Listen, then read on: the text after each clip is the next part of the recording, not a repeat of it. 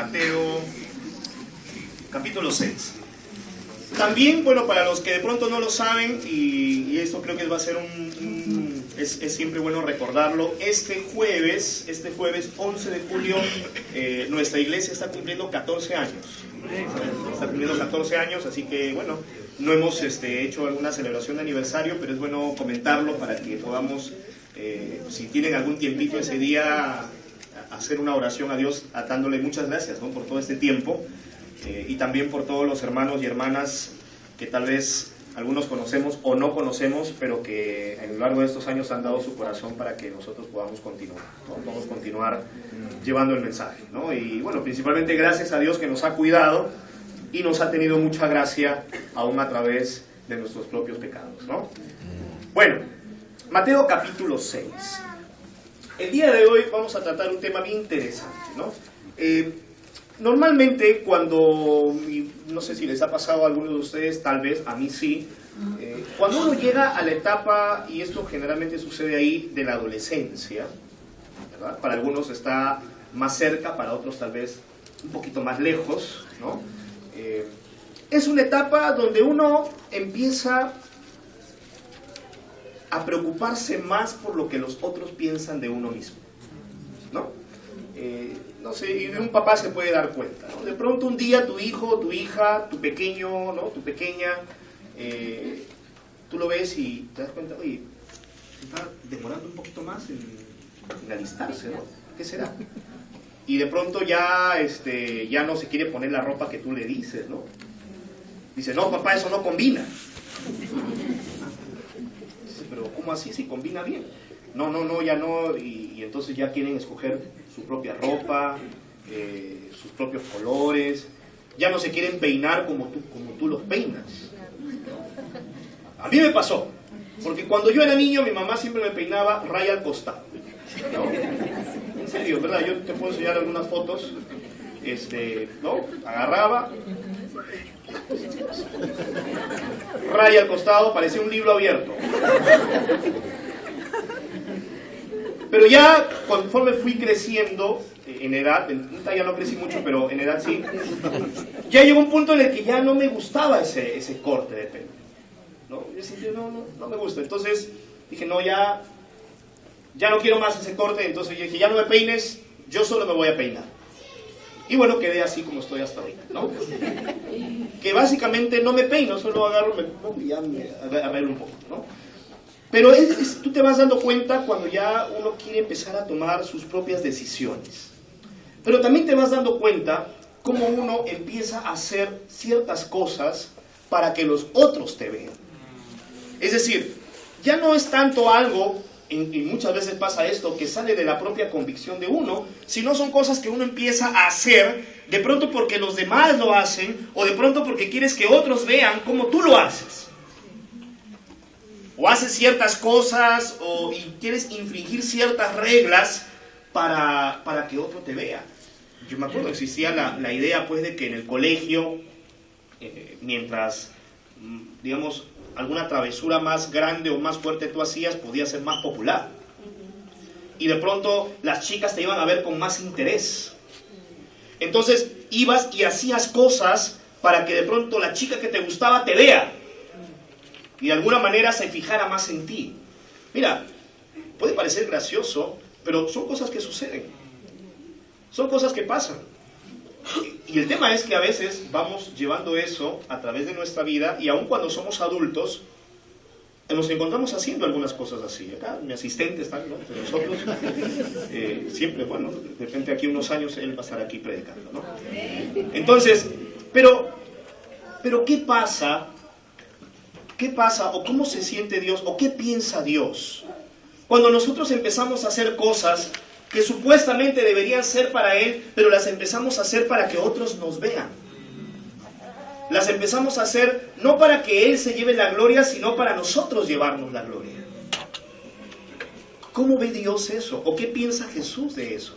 ¿Se trata simplemente de no importa la motivación, solo hazlo? ¿O a Dios realmente le importa la motivación de nuestro corazón? Vamos a ver eso el día de hoy. Mateo capítulo 6, versículo 1. Estamos continuando con el Sermón del Monte.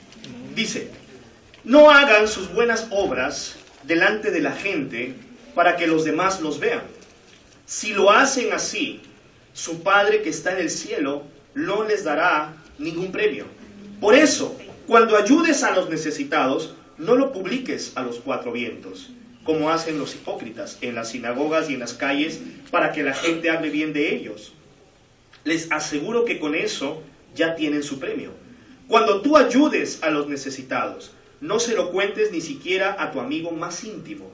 Hazlo en secreto, y tu Padre, que ve lo que haces en secreto, te dará tu premio. Mira, yo quiero que veas, vamos a mirar un poquito qué es lo que viene hablando Jesús. Jesús ha venido hablando hace un momento del amor a los enemigos. ¿Se acuerdan? Lo vimos hace un par de semanas. Él viene hablando acerca de cómo debemos orar por quienes nos persiguen.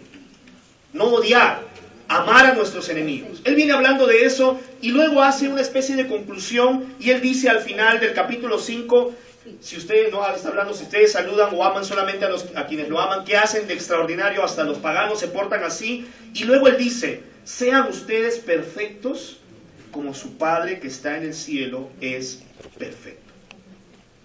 Pero lo interesante de esto es que normalmente nosotros hacemos equivaler la perfección a hacer las cosas correctas. Cuando tú dices, acá tienes un problema de matemática y la persona lo resuelve y tú dices, lo resolvió de manera perfecta. O sea, lo hizo todo bien. Pero Jesús inmediatamente empieza a hablarnos, de alguna manera pienso yo, como para aclararnos por si nuestra mente se va por ahí, de que cuando Él se refiere a que seamos perfectos como el Padre, como Dios es perfecto, que esto no solamente se trata de que hagas las cosas correctas, pero que la perfección de Dios viene desde el fondo del corazón. No solamente en lo que haces, pero aún en por qué lo haces. Puede ser muy fácil para muchos de nosotros, puede ser muy fácil para la gente hacer las cosas correctas sin tener el corazón correcto. Es muy fácil hacer lo que debes hacer, pero en el corazón no realmente estar con una motivación de hacerlo para la gloria de Dios, sino muchas veces para la gloria propia. Ahora bien, un tema que tenemos que aclarar desde el principio es que Jesús nos habla de un premio. Y mucha gente, en diferentes oportunidades, tiene la sensación de que, mira, es que no deberíamos hacer las cosas para Dios por un premio. O sea, yo no debería obedecer a Dios simplemente porque mi motivación sea recibir un premio. Pero Jesús, el Hijo de Dios, nos habla de un premio. Él dice que si nosotros vivimos y nuestro corazón está donde debe estar, habrá un premio. Pero ¿cómo hacer que nuestra motivación no sea hacer las cosas solo por el premio? Es difícil, ¿no? Es complicado. Pero Jesús piensa que es correcto. Él dice, sí, hay un premio si tú vives y tu corazón está donde debe estar. Y creo que si vemos las Escrituras nos damos cuenta que el hecho de que hay un premio nos muestra también la justicia de Dios. Porque si Dios eliminara el premio y eliminara el castigo, entonces el final de los buenos y los malos sería el mismo. ¿Y eso nos mostraría a un Dios justo? Obviamente no, por lo menos no en como Dios lo ve. Entonces Dios dice, claro, para aquel que hace lo correcto habrá un premio, así como para aquel que se aleja de Dios habrá un castigo. Y eso simplemente muestra el equilibrio entre la justicia y el pleno amor de Dios. El tema es que si nosotros solamente hacemos las cosas con la motivación de ganar el premio, lo cierto es que nuestro corazón ya se habrá contaminado y por lo tanto no llegaremos a ese premio. Generalmente este premio del cual habla Dios se da para aquellas personas que no lo buscan. Hace algunos años estrenaron una película, la acabé de ver hace poquito y me pareció interesante esta parte, no sé si alguno de ustedes la ha visto o ha leído el libro de Harry Potter. ¿Sí? ¿Lo han leído? Sí. ¿No? ¿O han visto la película de pronto? Les voy a hacer un refresh. Si no la han visto, tampoco atrasados, ¿ah? Tienen que ver. La primera parte, que se llama Harry Potter y la piedra filosofal, ¿no? Ya ven como que no han visto.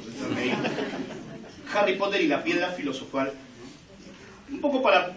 La piedra filosofal supuestamente era una piedra que tenía la capacidad, hacía dos cosas. Convertía, creo que el plomo en oro, y la otra facultad era que hacía inmortal, o podías preparar el elixir de la vida que hacía inmortal, ¿no? Esas eran las propiedades de la piedra filosofal, ¿no?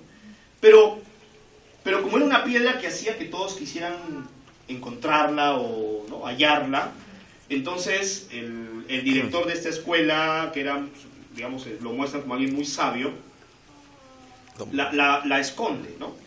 Y le hace digamos, una magia, un hechizo, y pone un espejo. Este era un espejo en el que cuando tú te veías, lo que hacía era, el espejo te mostraba a ti, te reflejaba a ti con aquello que te haría más feliz, ¿no? O sea, esa era la propiedad del espejo, ¿no? Por ejemplo, si para ti tu sueño era un día ser campeón, ser futbolista y ser campeón mundial, cuando tú te parabas frente al espejo te mostraba a ti recibiendo la Copa Mundial. Algo así, ¿no? Entonces, había alguien que estaba buscando la piedra porque quería ser inmortal y quería, digamos, bueno, básicamente por querer ser inmortal. Pero cuando se veía al espejo, no le reflejaba dónde encontrarla. Sin embargo, al otro muchacho que quería encontrar la piedra, pero más bien para protegerla, el espejo le mostraba dónde estaba. Al final, este mago que había hecho el encantamiento le dice que él había, digamos,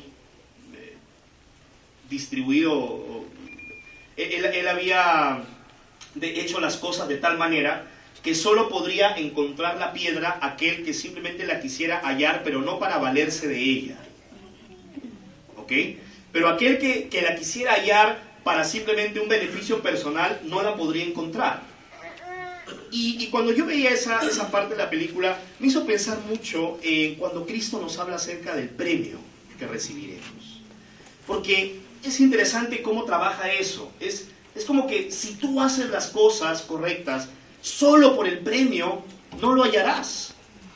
Porque tu motivación no estará llanamente en el amor a Dios, sino en la búsqueda de un beneficio para ti. Sin embargo, si tu motivación en el corazón es plenamente amar a Dios, entonces, dice Jesús, tendrás tu premio. Mira, es un tema que puede parecernos complicado.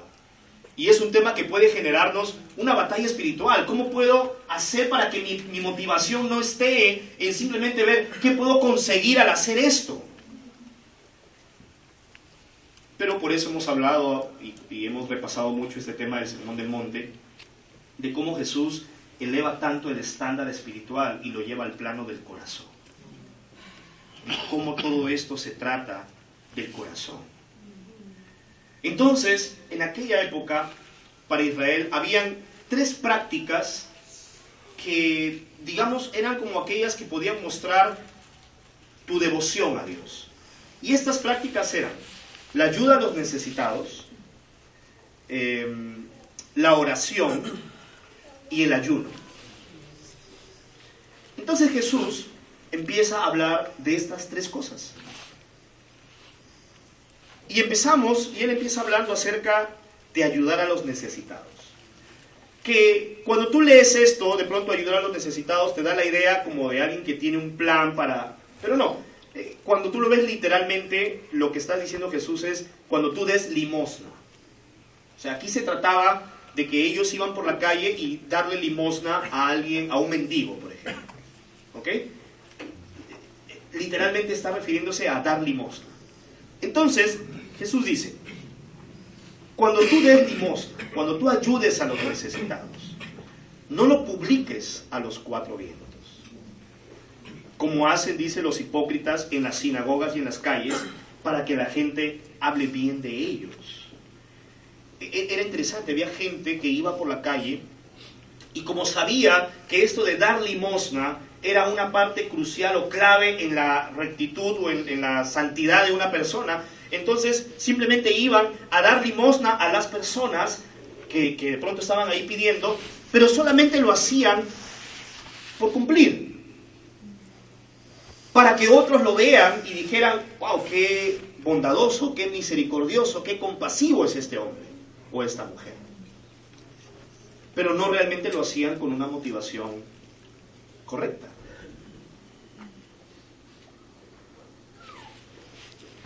¿Cuántas motivaciones podemos tener nosotros, por ejemplo, para ayudar a los necesitados? Algunos lo hacen simplemente porque piensan que es un deber hacerlo. Es decir, de pronto vas por la calle y ves a alguien que está pidiendo y puedes sacar una moneda y dársela, pero ignorar completamente a la persona. Es decir, sentir en tu corazón, bueno, es lo correcto hacerlo, entonces voy a darlo. Pero tal vez ni siquiera lo miras, o la miras. Y eso pasa bastante, ¿no? Es como si fuera un deber. O tal vez estás con otro que también es un hermano o una hermana en la fe y entonces ves un necesitado y tú dices, bueno, puede ser que se miren y sientan ambos que deben hacerlo. Y entonces sacan una moneda y dan. Pero no dan porque realmente en el corazón quieren ayudar, sino dan porque sienten que es lo correcto de un cristiano dar. O damos para que otros vean que damos. O damos para que otros, y tú piensas, bueno, estos son mis amigos que de pronto no son cristianos, voy a dar para que ellos puedan ver mi ejemplo de que un cristiano da. Pero Jesús dice, no des para que otros te vean. No ayudes para que otros vean cómo ayudas. No publiques a los cuatro vientos cuando tú das. Y es interesante porque Él dice, si ustedes hacen eso, ya tienen su premio. Aquí la palabra premio que utiliza Jesús es una palabra bien interesante en griego que es apejerei, no pejerrei, ¿ya? Apejerei, ¿ok?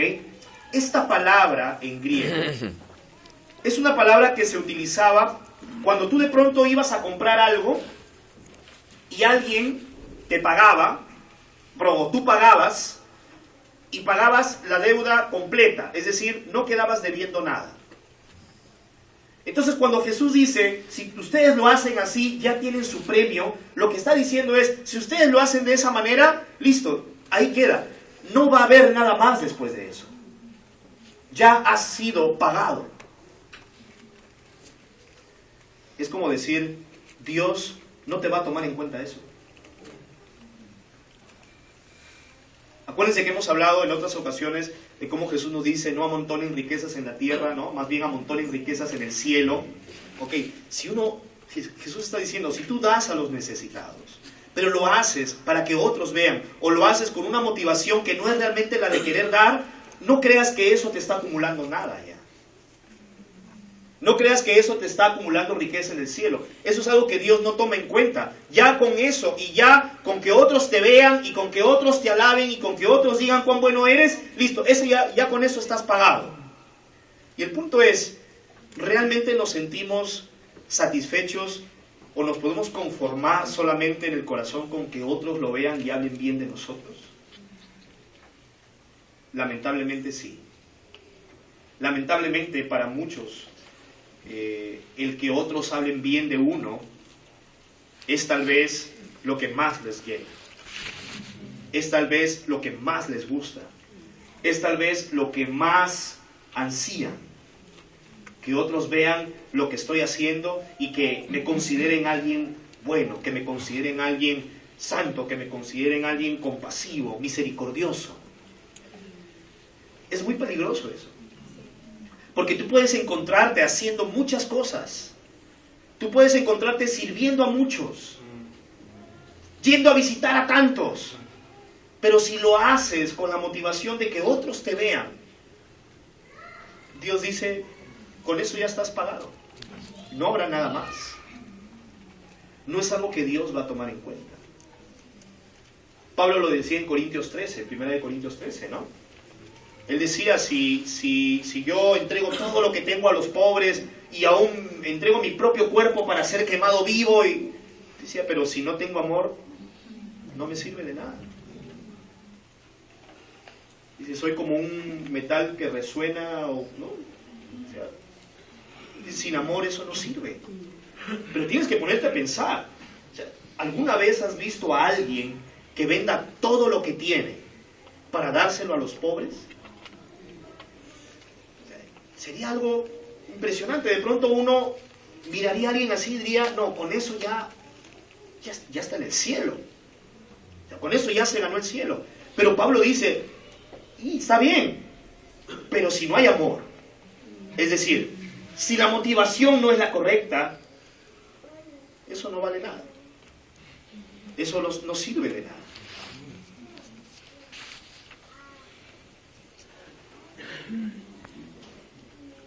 Dice que los hipócritas daban en las sinagogas y en las calles para que la gente hable bien de ellos.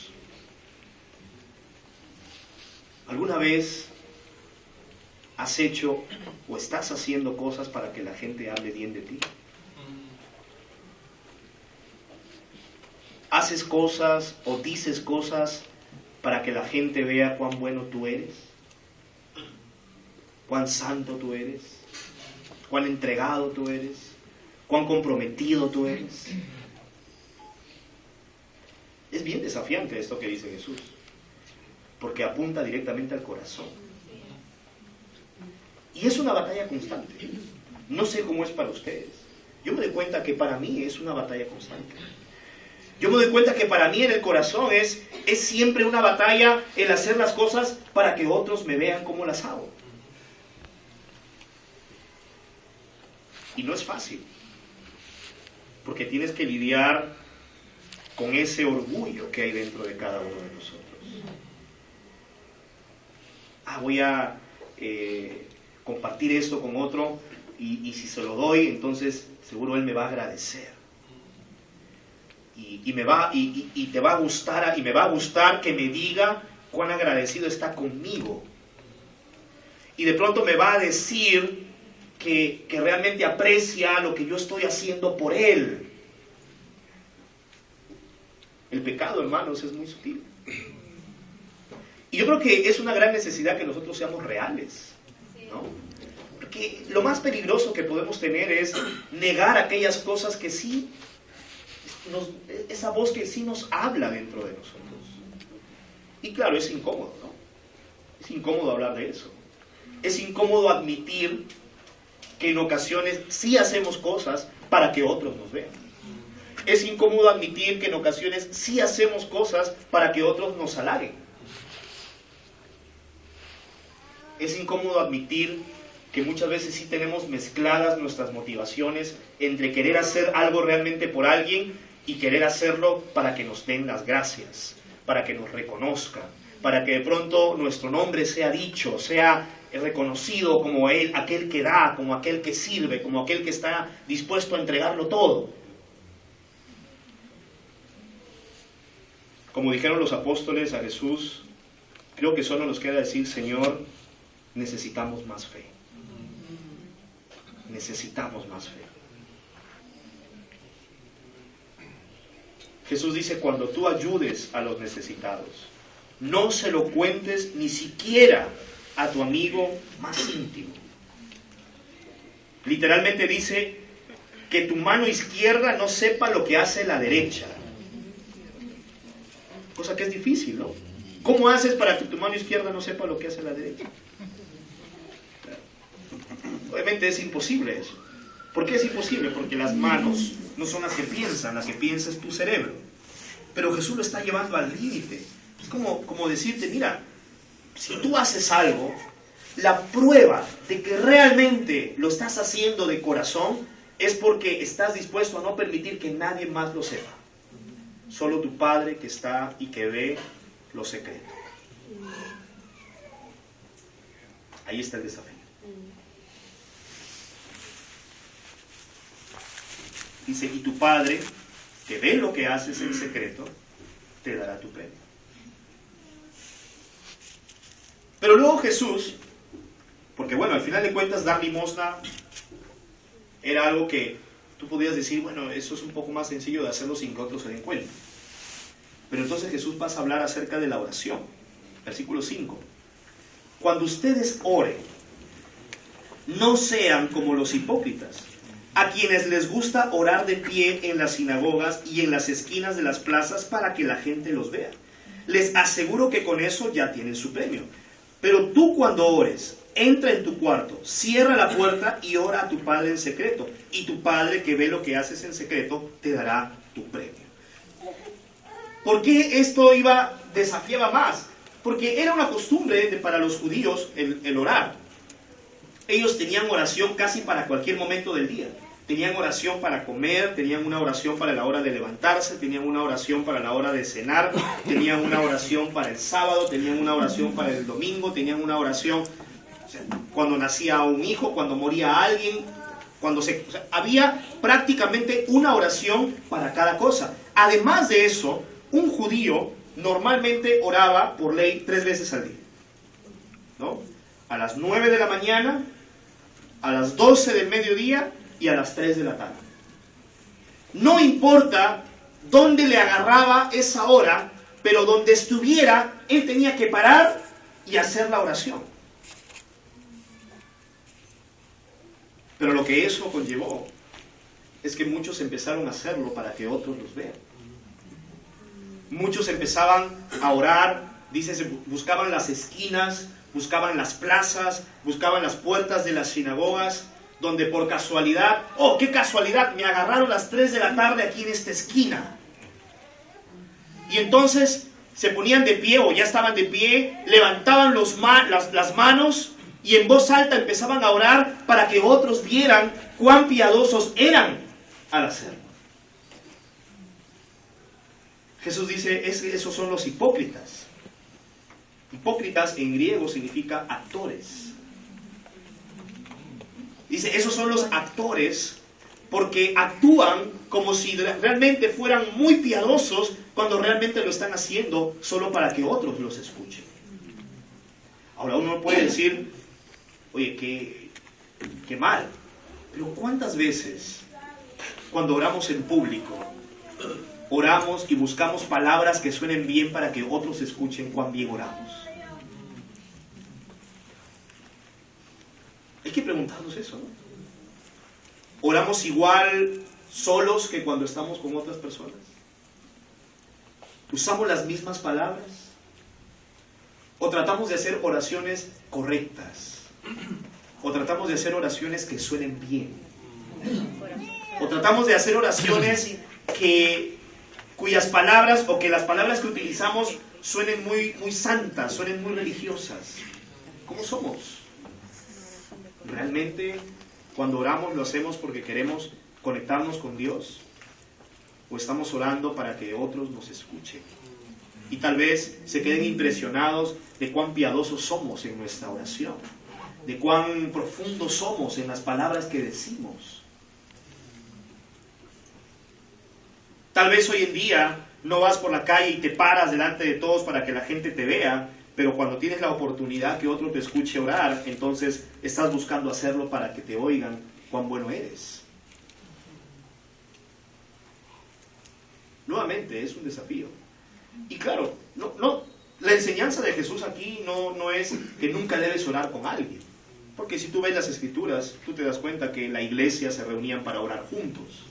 Que muchas veces muestran a los apóstoles orando o a Jesús orando con ellos. Entonces es claro que lo que Jesús está diciendo no es no oren juntos o no oren con otros, pero lo que Él está diciendo es cuando ores, acuérdate que estás orando al Padre. No estás orando para que otro te escuche, no estás orando para que otro vea cuán bueno tú eres o cuán increíble eres. Estás orando para entrar en contacto con el Padre, para que Él pueda conocerte tal cual tú eres y no tal cual tú quieres que otros te vean. Por último, es un poco absurdo hacerlo, porque luego Jesús dice, el Padre ya sabe lo que tú, o sea, ya sabe quién eres. Y es cierto, ¿no? Yo me acuerdo cuando era niño,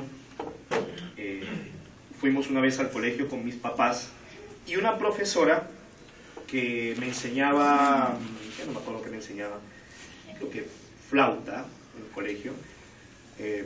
Con ella tenía una clase 1 hora a la semana. Entonces cuando se acercó a saludarnos, o con mis papás nos acercamos a saludarla, entonces ella le decía a mis papás: señor Herrera, le felicito, un hijo muy educado, muy aplicado, obediente. Y conforme iba aumentando los adjetivos positivos, la cara de mi mamá se iba transformando, ¿no? Era como muy obediente, era como... y muy aplicado.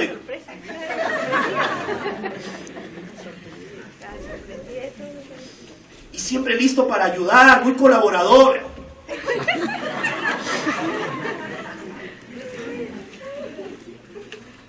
Y claro, yo lo hacía porque yo quería impresionar a esta profesora, porque me gustaba tocar y yo quería que me eligiera para tocar el día de la actuación.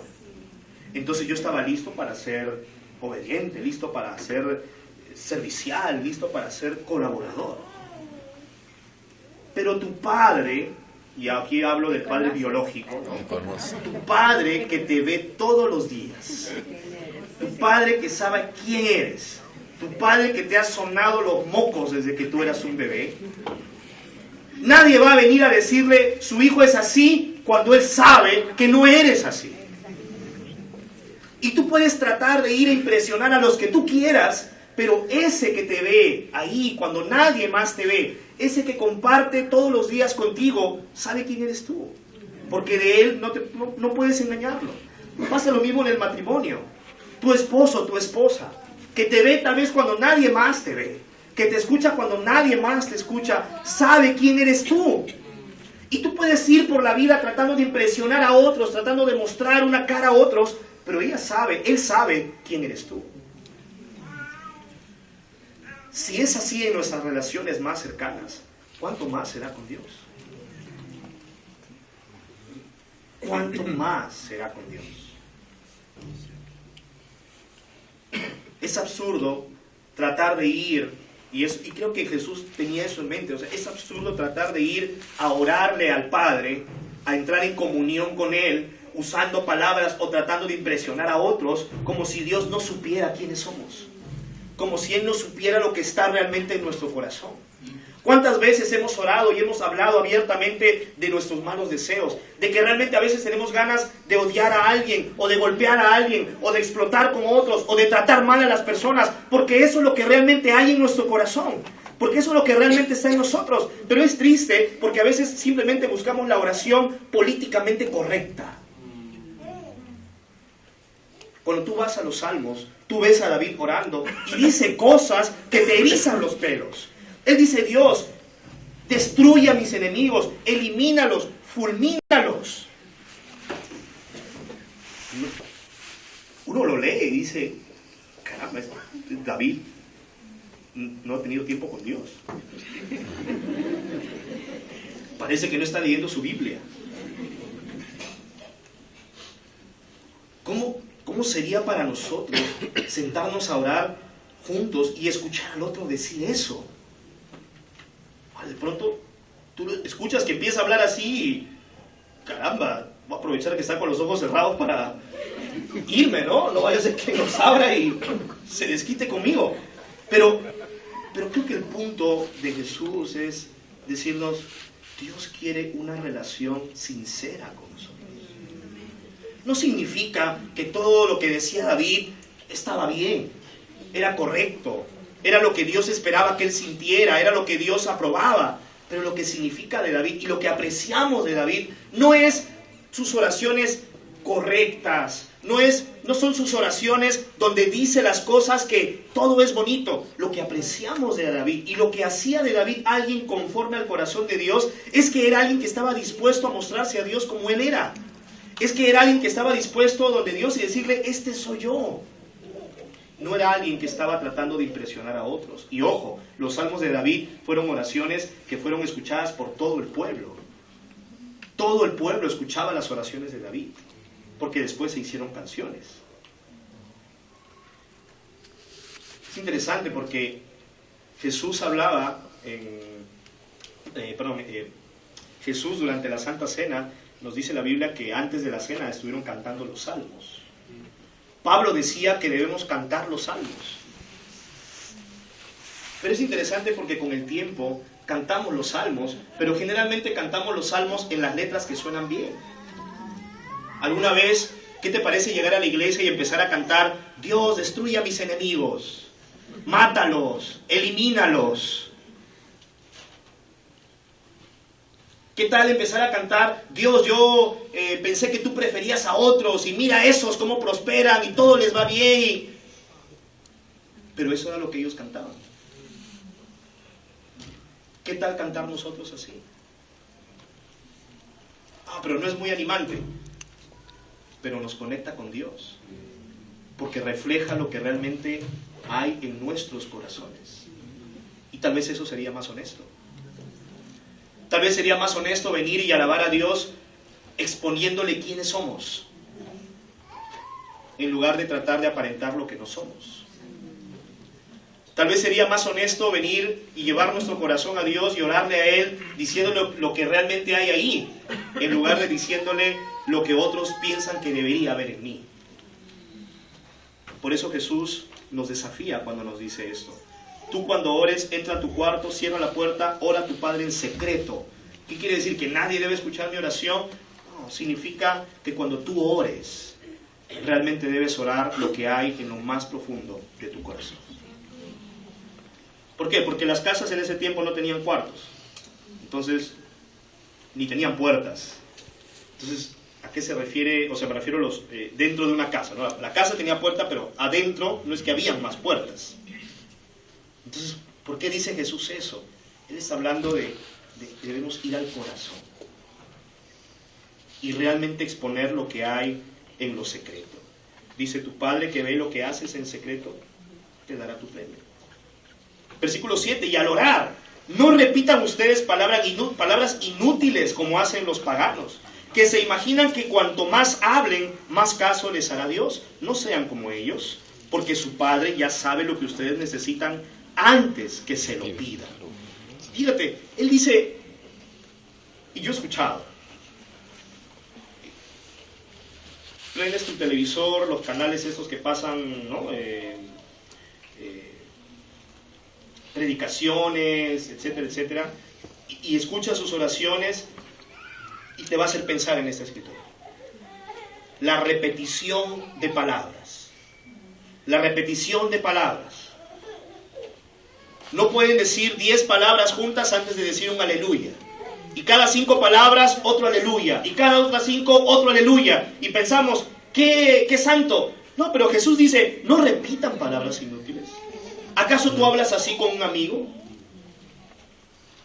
¿Acaso tú hablas así con alguien con quien tienes una relación cercana? Dice, no repitan palabras inútiles, como hacen los paganos, que se imaginan que cuanto más hablen, más caso les hará Dios. Claro, ellos pensaban que mientras más frases que suenen bien utilizaban, que mientras más frases armadas o religiosas utilizaban, más Dios los iba a escuchar. No. Porque es al contrario.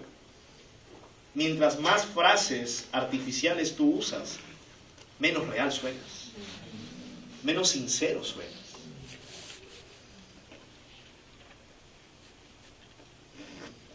Y luego dice, no sean como ellos, porque su Padre ya sabe lo que necesitan antes que se lo pidan. Y uno puede pensar, ¿y si ya sabe para qué se lo pido? O sea, ¿cuál es el sentido de orarle a Dios si Él ya sabe? Porque Dios quiere escucharlo de nosotros. ¿Cuántas veces, quienes tienen niños, no nos ha pasado que tú sabes lo que tu hijo quiere?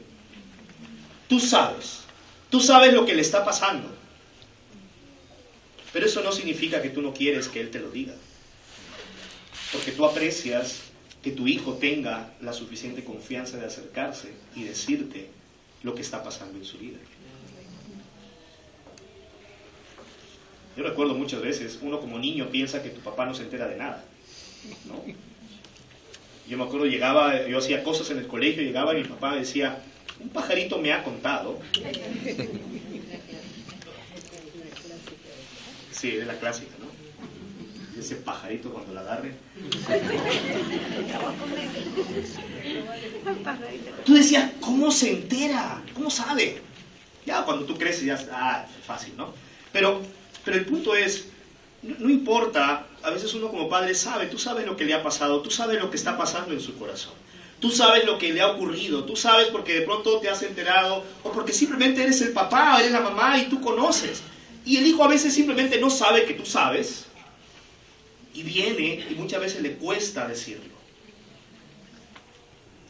Pero cuando lo dice, cuando logra hablarlo, cuando logra sacarlo de su corazón, tú como padre sientes que te has acercado más. Sientes que hay confianza, sientes que, ok, puede ser algo malo, puede ser algo muy malo, pero que tenga la suficiente confianza de venir y decírtelo, tú sientes que has dado un paso adelante en la cercanía que tienes con tu hijo. Porque te ha contado por voluntad propia lo que tú sí ya sabías, pero que te lo cuente por voluntad propia es otra cosa. Que Dios es un padre así. Él ya sabe lo que tú necesitas. Él ya sabe lo que tú vas a pedir antes que tú lo pidas. Pero Él quiere una relación.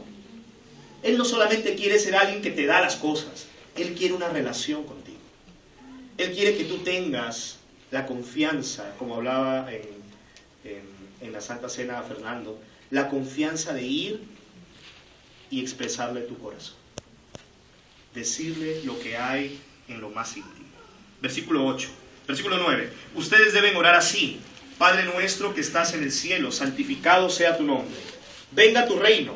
Hágase tu voluntad en la tierra, así como se hace en el cielo. Danos hoy el pan que necesitamos. Perdónanos el mal que hemos hecho, así como nosotros hemos perdonado a los que nos han hecho mal. No nos expongas a la tentación, sino líbranos del maligno. Porque si ustedes perdonan a otros el mal que les han hecho, su Padre que está en el cielo los perdonará también a ustedes. Pero si no perdonan a otros, tampoco su Padre les perdonará a ustedes sus pecados. Entonces Jesús les muestra un modelo como pueden orar. Es obvio que no está diciendo repitan esta oración, porque lo acaba de decir un versículo atrás. No sean como los paganos que repiten cosas y piensan que por más... Es obvio, no tendría sentido que Él nos está diciendo que no repitamos y que luego nos va a enseñar algo para que lo repitamos. Nos está mostrando, mira, esta es la manera como ustedes pueden orar. Estos son los principios que deben tomar en cuenta al orar. Número 1, Padre nuestro. Somos varios. No es solo Padre mío, como si yo fuera el único en la tierra y nadie más. Es nuestro porque es un cuerpo. Porque no estamos solos en esto. Que estás en el cielo, obviamente, hay que reconocer que Él está allá, nosotros no. Creo que es un sentido de reverencia a Dios. Santificado sea tu nombre, venga tu reino, hágase tu voluntad en la tierra. Es como el deseo de que Dios sea rey, de que su voluntad se haga aquí y no la de ninguno de nosotros. Que sea la voluntad de Dios la que se haga. Danos hoy el pan que necesitamos, obviamente, podemos orar por las necesidades que tenemos. Perdónanos el mal, es tiempo de confesar, de hablar de las cosas que hemos hecho, así como nosotros hemos perdonado. Y tal vez ese es el desafío grande, perdonar a los que nos hacen mal.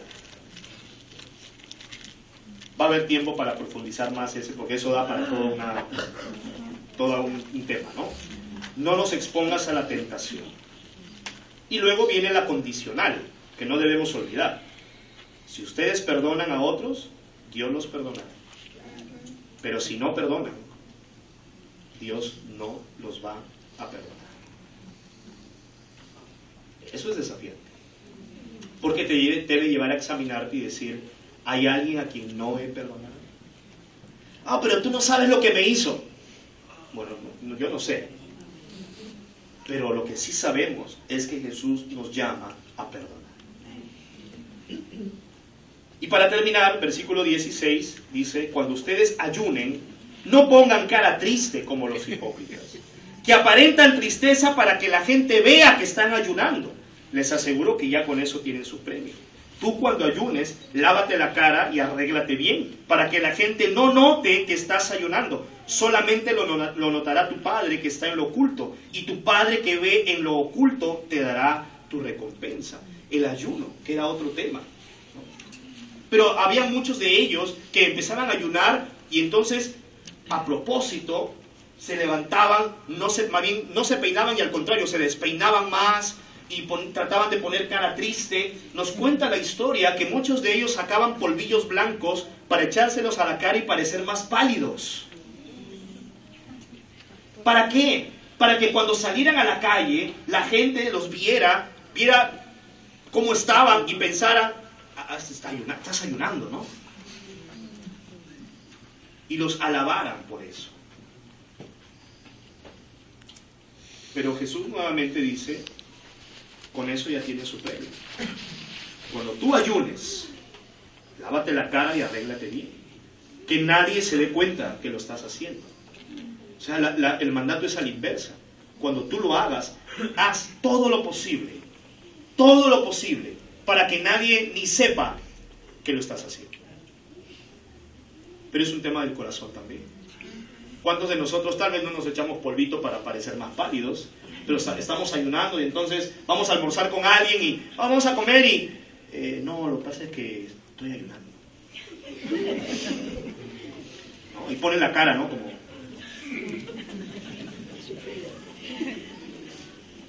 No, ¿es necesario realmente? No estoy diciendo que mientas, pero dice, haz todo lo posible porque otros no sepan lo que tú estás haciendo. Y yo sé que nosotros sí podemos, o sea, cuando realmente queremos, sí somos capaces de que nadie sepa algo. Sí podemos hacer eso. Jesús dice, bien, cuando tú hagas eso, que nadie sepa, que solamente lo note tu Padre que está en lo oculto. Para terminar, hermanos, recordarles que Jesús da por hecho que estas cosas las vamos a hacer. Él no está diciendo, no lo hagas. Él empieza asumiendo que forman parte de nuestra vida. Él dice, cuando tú des. No dice si das. Él dice, cuando des a los necesitados, hazlo así. Cuando ores, hazlo así. Cuando ayunes, hazlo así. Jesús no quiere desalentar la práctica de estas cosas. Lo que Él quiere es que las hagamos, pero las hagamos con la motivación correcta. Les animo, si tú nos estás visitando, yo te animo que busques a Dios, realmente. Y para todos mis hermanos y hermanas, que Dios nos ayude realmente a poder tener un corazón que no está buscando que otros nos vean y que otros nos halaguen, sino tener un corazón que realmente quiere conectarse con Dios. Muchas gracias. Que Dios sea la gloria.